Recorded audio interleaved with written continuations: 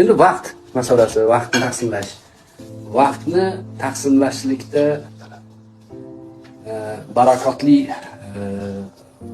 fursatlar bor. Inna Qur'anal fajri kana mashhuda. Qur'anal fajri kana mashhuda. Fajr barakotli payt. Fatahajjad bihi nafilatan lak. Tahajjud barakotli. Ba'da al-isha'i ya'ni fantasiru bil ghuduwi wal asal deydi Alloh taolo. Bunga o'xshagan, mana shunga o'xshagan vaqtlarning taqsimoti bor. Xufton namozini o'qidingizmi? Darrov qiling. Juda muhim ish bo'lmasa, dedi mayda chuyda dars, shunaqa narsa bo'lmasa, qiling. Nimaga? Hozir xuftonni 9 da o'qib bo'lyapmiz.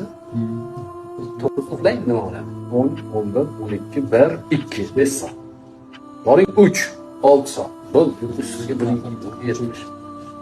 Turing 3 da.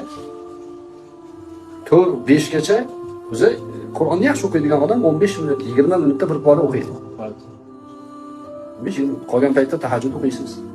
Qolgan paytda dars qilasiz, suhbat eshitasiz, ta'lim qilasiz. Bo'l.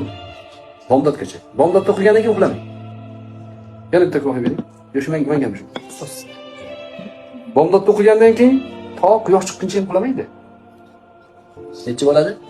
5, 6, 7 boring. 8. Keyin bo'ldi, hech narsa kitobga ham qaramang, biznesingizni qiling, ishingizni qiling. Bo'ldi, siz hayotingizda barakatli vaqtni jilovlab oldingiz. Kunlik bo'lsin shu. Televizorni yoqsangiz, sevgi muhabbati, qora savdo, shunaqa narsalar, serial, hamma narsa. YouTube hamma narsa bo'lyapti. O'shani shundoq o'chiringda 7 ta kitobni oling. Yoki bitta kitobni olingda 7 ga taqsim qiling. Bitta kitobni 7 ga taqsim qiling. Har kuni o'sha taqsimni o'qing. Bir haftada bitta kitob tugaydi. Bir haftada bitta kitob. Bir oyda 4 ta kitob tugatasiz. 4 ta kitob. Bir yilda 40 ta kitob tugatasiz. 40 ta yoki 48 ta, 50 ta kitob tugatasiz. Ziyoli bo'lish shundan boshlanadi. Siz deyli kitob, masalan, odamlar aytadi-da, qachon kitob o'qishni ulgurasiz? Bir joyga o'tirib olib, hamma umrni kitobga bag'ishlash shart emas. Kunlik bo'lsin. Vazifa bo'lsin, virt bo'lsin. Virt bo'lsin. Xoyrul amal madama va in qalla.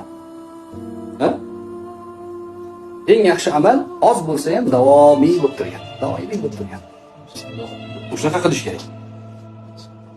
Keyin peshindan keyin agar imkon bo'lsa, ana 6 soat uxladingiz-ku, 2 soat qo'shib qo'ying. 1 soat qo'shib qo'ying. Nimaga desa, o'sha xuftondan keyin tezda uxlab tahajjudga ham turish uchun bu ham quvvat bo'ladi. Bu ham quvvat. Keyin shomdan keyin xuftongacha bo'lgan payt ham barakotli payt. Shomni o'qiysiz xuftongacha, bu ham ilmiy vaqt. Asrdan shomgacha suhbat, zikr, wird, tasavvufga oid qilish kerak. Asrdan shomgacha. Ulamolar asrdan keyin shomgacha xatga qaramasin deydi. Tibbiy tomondan hamda.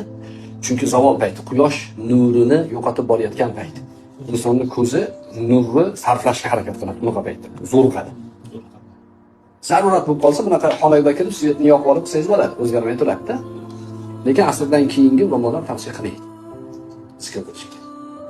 Shuni bir oy, 40 kun amal qilib ko'ring-da. Bo'l. Oz umr yashasangiz ham Alloh barakotli qiladi.